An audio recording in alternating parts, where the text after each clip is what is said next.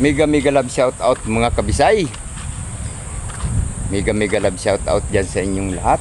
Isang pinagpalang araw na napakaaliwalas mga kabisay, mga kalingap, mga kaitsinyan. Good morning sa inyong lahat. San man kayo naroon sa sulok ng mundo, sana'y naandyan kayo sa mabuting kalagayan at patuloy na pinapatnubayan ng ating pong may kapal sa anong mga kaganapan sa buhay. So, for today's videos mga kabisay, siyempre, gusto ko namang i-update sa inyo kung ano ang aming mga kaganapan ngayon sa aming mga ganap dito sa aming binigay na project ni Papa Eds. Kasi binigay niya sa amin na project, sana naman samahan nyo kami para sa aming mga kaganapan ngayon. So sa ngayon mga kabisay ay gusto kong ipakita sa inyo yung aking mga ginagawa, at ito naman part na ng aming pagtatrabaho dito, at sana naman samahan nyo naman nyo ng kaunting pangunawa yung aking pagbibigay sa inyo ng update sa kaganapan dito, dahil ito pinagbilin din sa amin ni Papa Eds at siya habang wala, so tinatrabaho naman namin ito. Pero sana naman ay wala dyan sa ating magre-react kung may ina-upload akong hindi pero yung pagpunta namin dito ay hindi part yun ng aming mga gawain. So maraming salamat sa inyong lahat mga kaidsinyan, mga kalingap. Maraming salamat sa inyong pagtangkilik sa aking mga ganap bilang isang manggagawa ni Papa Eds. So sana naman ay maintindihan nyo. So pagpasensyahan nyo na kung may in-upload ako ng ganon, pero wala sa detalye yun ng aming mga trabaho dito. At siyempre pinag-usapan na rin namin yan nila Papa Eds, kaya relax lang kayo, dahil kahit tayo medyo minor lang ang ating pinag-aralan, ay marunong din naman tayong umintindi sa inyong mga hinaing. Kaya sana maintindihan nyo rin ako ngayon, dahil siyempre lahat tayo, lalo na sa mga vlogger, so nangangailangan din ng content. Pero bago ko naman ginawa ang content na yon, ay hindi yung part sa naging part lang yun, dahil meron tayong napahapyawan ng kaunti. Pero sana pagpasisihan nyo na kung ano man yung kinalabasan noon. Pero sana wag nyo naman munang husgahan ng isang tao na ang hangarin naman ay para sa ikagaganda ng aming samahan. Hindi naman yun masasabing in-overpass ko si Papa Eds, dahil wala naman sa aming part pa ng aming trabaho yung aking vlog, diba? So pagpasensyahan nyo na. So nagpapasalamat pa rin ako dahil kahit paano pinanood nyo ang aking video at tinangkilik nyo pa rin ang inyong Tay Bisay. So maraming salamat dyan sa mga Edsinyan, sa mga kalingap. At siyempre higit ako nagpapasalamat kay Papa Eds na binigyan niya ako ng break dito sa kanyang mga project, at sana magustuhan niya ang ating gawa, dahil kahit paano pagsisikapan ko rin yung aking mga best na trabaho para sa kanyang mga project. Yun lang ang mga may papangako ko mga kaidsinyan, mga kalingap. Once na may trabahong ibibigay sa akin, gagawin ko ang best ko para naman hindi kahiya-hiya kay JP Alivio Vlog na siyang nag-endorse sa akin para maging isang kalingap or maging isang members ng kaidsinyan. At dati na rin akong humahanga dyan kay Papa Eds. Matagal na rin akong, siguro nasa 4 years na rin na naka tune in ang inyong Tay Bisay sa Kalingap Group. At siyempre isa rin si Papa Ed sa mga naging idolo ng inyong Tay Bisay, Kalingap Rab, at siyempre unang-una kong inidolo ang founder ng Kalingap na si Kuya Bal Santos Matubang.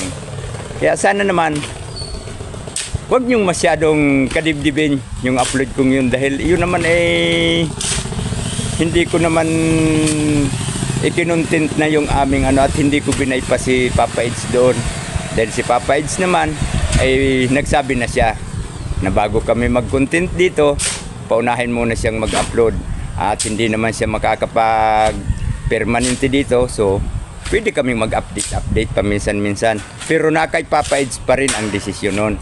At sana naman ay maintindihan nyo rin na siyempre tayong lahat ng mga vlogger naghahanap din ng content na magkaroon din ng kaunting improvement ang ating YouTube, di ba?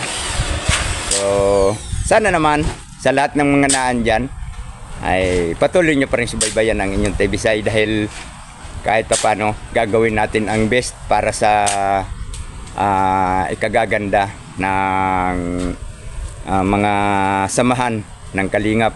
At sa lahat ng idsinyan, maraming salamat sa inyo sa pagbigay nyo sa akin ng suporta. Mayroon mang ibang hindi na siguro, so sana maintindihan nyo rin at pasensya na kayo. At sa lahat ng mga idsinyan, maraming salamat sa inyo sa pagbigay nyo ng suporta kay Tay Bisay. At sa lahat ng mga ipapagawa sa atin ni Papa Eds, at hindi lang siguro si Papa Eds, dahil siyempre mayroon tayong mga ibang kasama na lalo't kilala na rin natin. So sana samahan nyo pa rin ako kahit wala kay Papa Eds ang aking gawa, dahil lahat sila siyempre makikita rin nila kung paano tayong gumawa pagka sakaling maimbita rin tayo. So sana suportahan nyo pa rin ako. So maraming salamat sa inyong lahat mga kaidsinyan. At sa lahat ng mga Kalingap, maraming salamat. At higit ako nagpapasalamat sa tiwala ni Papa Eds at kay JP Alibio Vlog. Salamat sa inyong patiwala sa akin.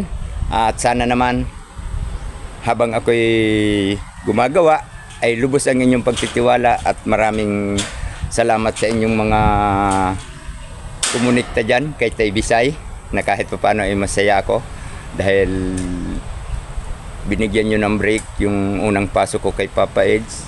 So sana naman ay ituloy-tuloy na natin. At yung mga taong nakasuporta kay Papa Eds, pagpatuloy nyo lang ng patuloy din na magkagawa ng mga gandang hakbang si Papa Eds, lalo na sa mga taong nangangailangan ng tulong. At yung mga tumutulong kay Papa Eds, sana tuloy-tuloy nyo ring tulungan si Papa Eds or suportahan sa bawat kaganapan niya sa kanyang mga hangarin para sa kapwa. So yun lang mga kabisay, maraming salamat sa inyong lahat mga kaidsinyan, mga Kalingap. Gusto ko lang na maliwanagan kayo sa aking mga nung isang araw. So sana ay wag naman nating husgahan masyado si Tay Bisay, dahil kahit paano, kahit sabihin natin medyo ganito na ang edad ko, may advantage pa rin ang utak natin. Hindi naman tayo palaging nambabypass ng tao. Hindi pambabypass so yung ginawa ko, kundi isa lang na ipinakita ko naman yung pagiging suporta ko kay Papa Eds, at binigyan ko rin ng break kung tatangkilikin ba ninyo yung aking anong tawag dito? Aking video. So maraming salamat, dahil kahit may napansin kayo, tinangkilik nyo pa rin. So maraming salamat sa inyong lahat, at sana naman ay patuloy nyo pa rin suportahan ang inyong Tay Bisay na patuloy na tutulong kay Papa Eds, at sa anumang mga bagay na kailangan si Tay Bisay, always ready si Tay Bisay mga kabisay, at gagawin ko ang best ko para maging hindi tayo kahiya-hiya kay Papa Eds at sa pag-endorse niya Kalingap JP Alibio Vlog.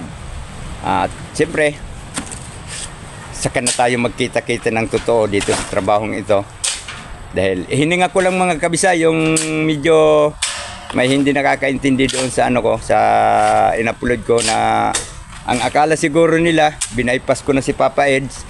So hindi yung pambabypass mga kabisay, dahil ang aking doon ay puro biyahe.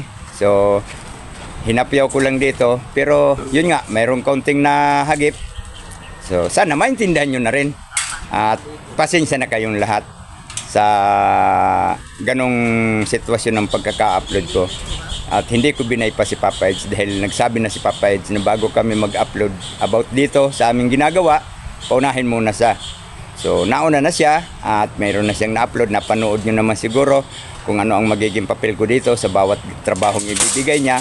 So sana naman ay maintindihan nyo na. Alright, thank you so much mga kabisay. Saan man kayo naroon sa sulok ng ating mundo, ang tanging masasabi ko lang, palaging mag-iingat, palaging magdarasal ng patuloy na patnubayan ng ating pong may kapal sa anumang mga kaganapan sa buhay. At sana naman, bigyan kayo ng magandang blessing na alam kong ang inyong mga pagsusumikap ay para din sa pamilya. At pare-pareho tayong naghahangad ng kinabukasan para sa ating mga pamilya. At sana naman ay gabayan tayo ni Lord at bigyan niya tayo ng palaging kalakasan para sa mga ganap na ating patutunguhan. Alright mga kabisay, mga kaidsinyan, mga kalingap, maraming salamat sa inyong pagtangkili kay Tay Bisay at maraming salamat sa lahat ng mga nakasuporta kay Tay Bisay. Mega love shout out sa inyong lahat at magandang araw. Ano pa nga ba? Wala na, yun na. Basta, God bless us na lang sa inyong lahat. Bye bye!